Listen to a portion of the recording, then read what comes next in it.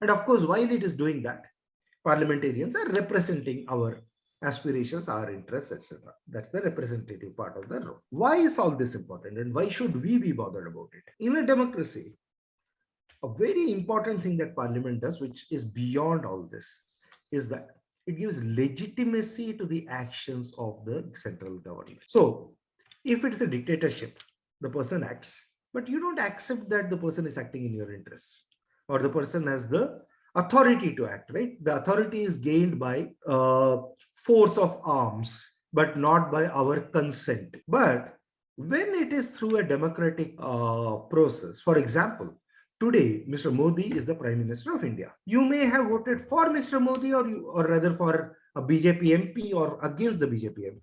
That's up to you. You may like Mr. Modi as being your Prime Minister, or you may actually dislike him. That is your choice.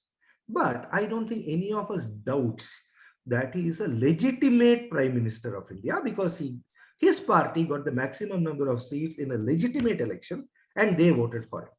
And what the legitimacy does is, if you, let's say, disagree with the policies of the current government, all you need to do is to create an alternative policy, convince sufficient number of people of the country to vote for you, and you can form the government, which is what Mr. Modi did when he displaced Dr. Manmohan Singh, and which is what the Congress did when they displaced Mr. Vajpayee in 2004, the UPA did.